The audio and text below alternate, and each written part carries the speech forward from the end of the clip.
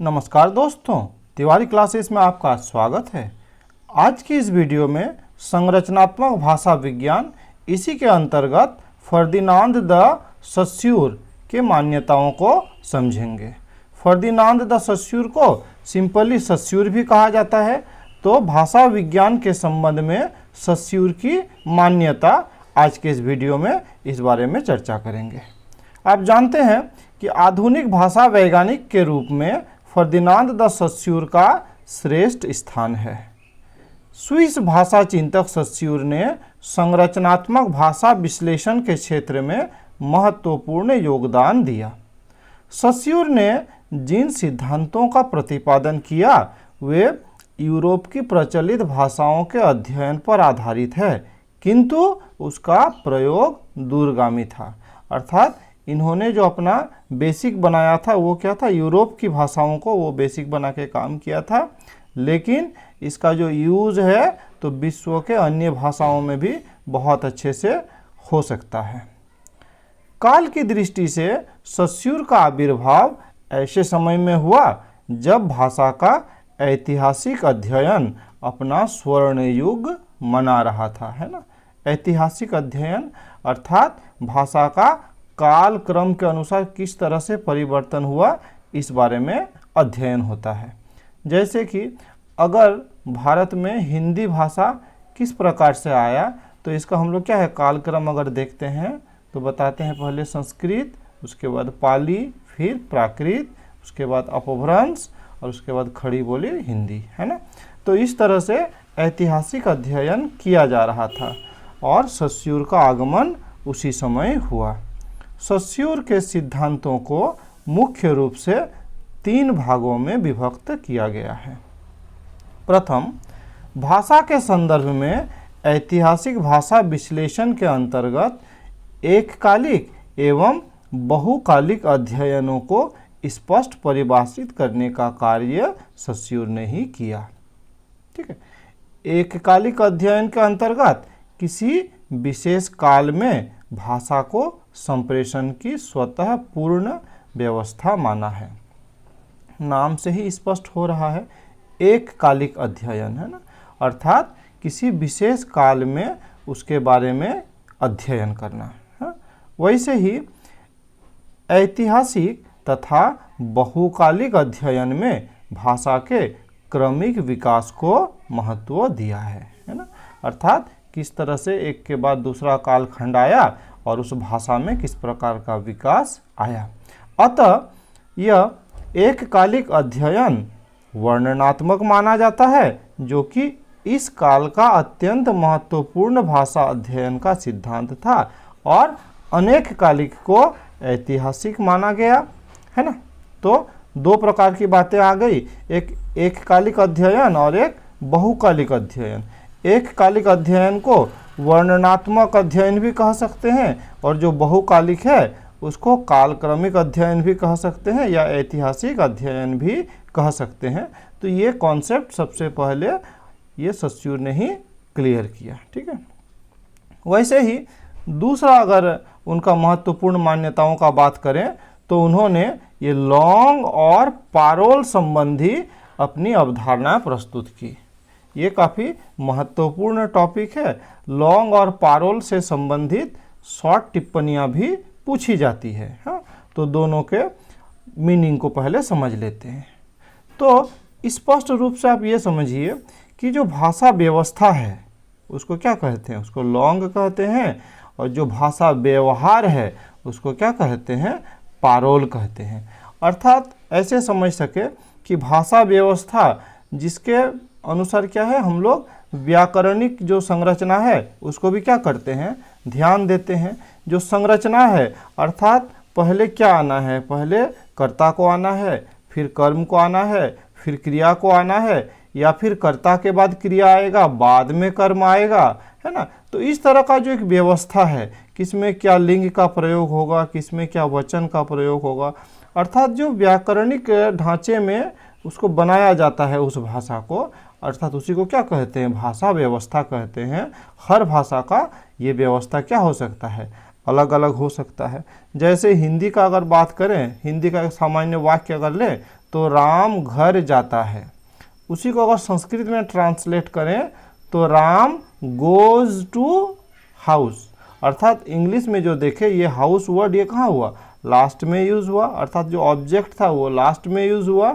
और जब हिंदी में हम लोग देखें तो राम घर जाता है, तो ये जो घर शब्द है, जो कर्म है, वो क्या हुआ, लास्ट में यूज ना होके कर्ता के बाद ही यूज हुआ। तो इस तरह से जो भाषा व्यवस्था है ना, तो उसी को हम लोग क्या कहते हैं, लॉन्ग। और पारोल अर्थात क्या हो गया, भाषा व्यवहार, अर्थात हम लोगों के साथ किस तरह की भाषा बोलते हैं, है ना, ये सिस्टम हो गया पारोल। तो इसी को हम लोग थोड़ा समझ लेते हैं। तो लॉन्ग और पारोल की अवधारणा सस्यूर की भाषा संबंधी दूसरी महत्वपूर्ण देन है। पारोल को भाषा का उच्चरित रूप कहा गया है और लॉन्ग वो क्या है, भाषा व्यवस्था। भाषा स्वयं एक व्यवस्था है जिसके अंतर्गत शब्द भंडार, व्याकरण, ध्वनि प्रक्रिया सब आ जाती है, और यही क्या है, लॉन्ग है, इसी को लॉन्ग कहते हैं। अतः लॉन्ग का कोई मूर्त रूप नहीं होता, यह एक मानसिक प्रक्रिया है जिसको भाषा के रूप में प्रतीकों के माध्यम से प्रकट किया जाता है।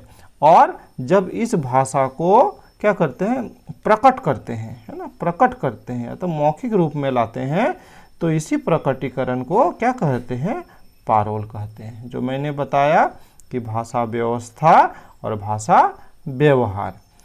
पारोल से प्राप्त सामग्री के आधार पर भाषा वैज्ञानिक लॉन्ग को समझने और विश्लेषित करने का प्रयत्न करते हैं। इसको भी समझने का ज़रूरत है। जब कोई भाषा प्रयोग में आ रहा है, अर्थात लोग उसको बोल रहे हैं, है ना, तो फिर लॉन्ग में भी उसके अनुसार क्या होता है, परिवर्तन किया जाता है।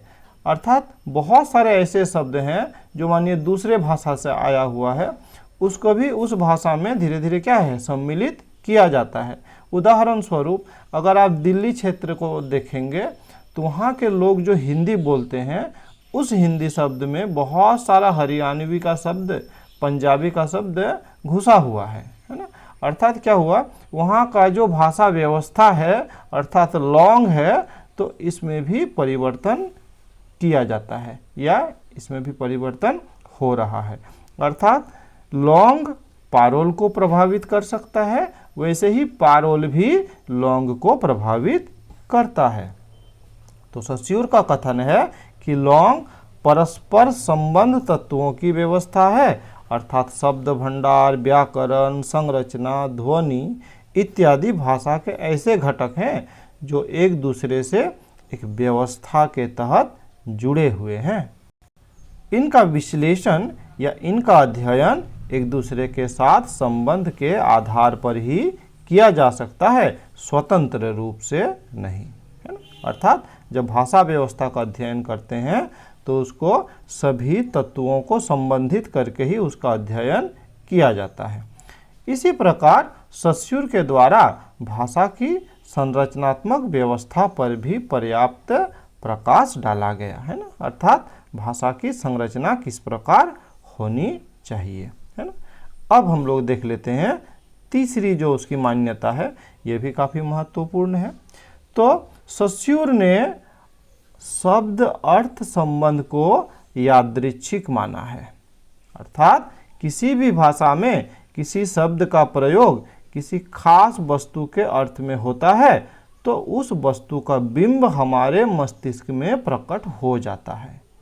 ठीक है, समझेंगे इसको उदाहरण के द्वारा। हाँ, जैसे अगर हम लोग एक शब्द बोल दे आम ना, तो हिंदी समझने वाले हम सब के दिमाग में क्या आएगा, एक चित्र बन जाएगा, है ना। हमारे मानस पटल पर एक चित्र बनेगा कि अच्छा आम अर्थात ये इस टाइप का है, ये इस शेप का है, ये इस कलर का है ना। तो हमारा मन में क्या होता है, एक उसका चित्र बन जाता है ना। लेकिन वहीं किसी दूसरी भाषा में इसके लिए दूसरे शब्दों का प्रयोग होता है ना। अब जो क्या है, नॉन हिंदी भाषी हैं, जिसको हिंदी आता ही नहीं है, उसके सामने अगर हम ये शब्द बोलें, आम बोलें, तो उसका मन मस्तिष्क में क्या है, वो मैंगो का चित्र नहीं होगा। कहे कि वो क्या है, उस भाषा को तो समझते ही नहीं है।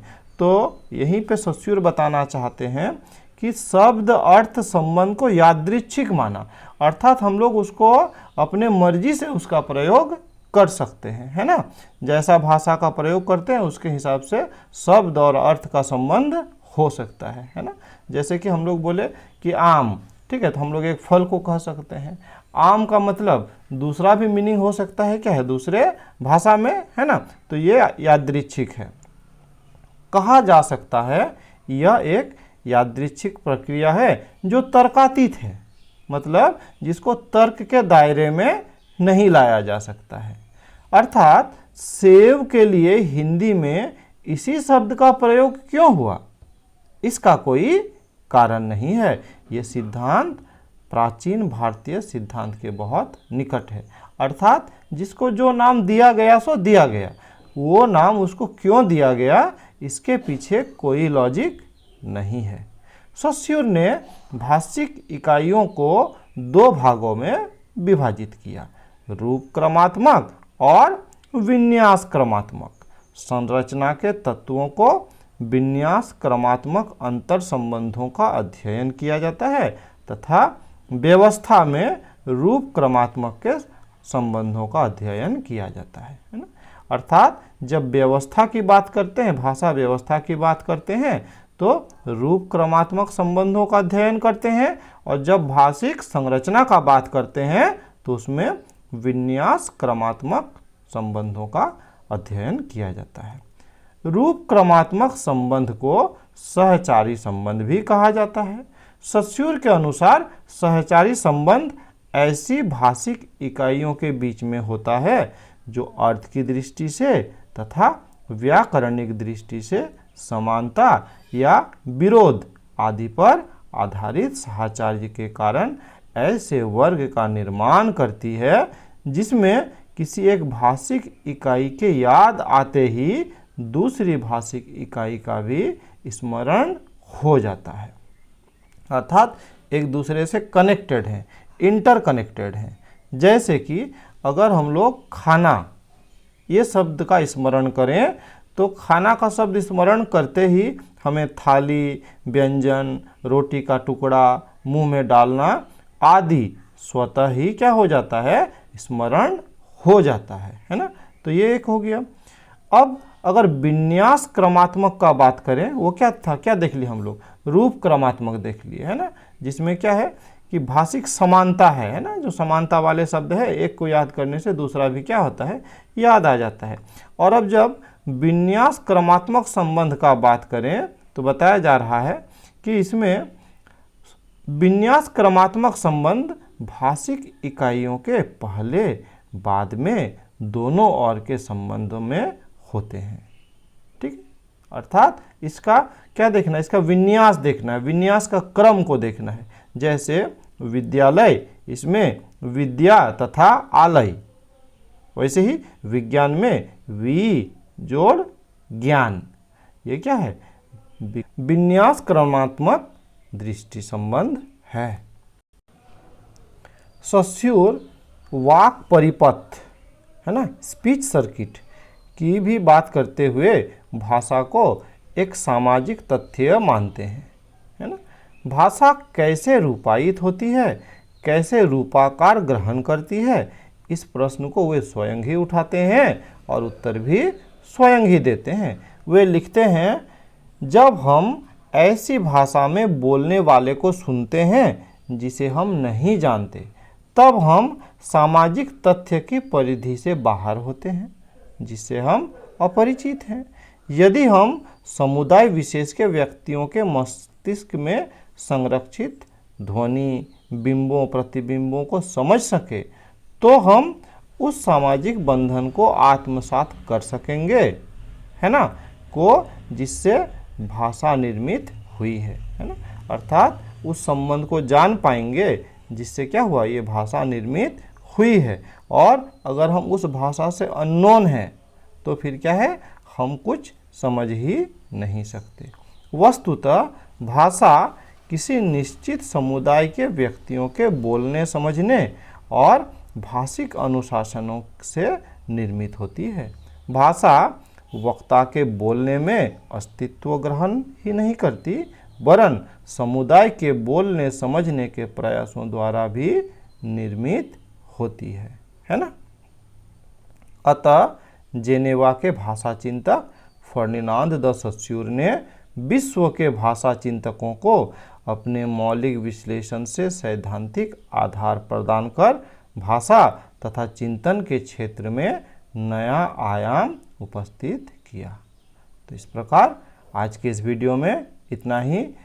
अगले वीडियो में ब्लूमफील्ड का भाषा संबंधी जो धारणाएं हैं, मान्यताएं हैं, उसको समझेंगे। इस वीडियो में मेरे साथ बने रहने के लिए बहुत बहुत धन्यवाद।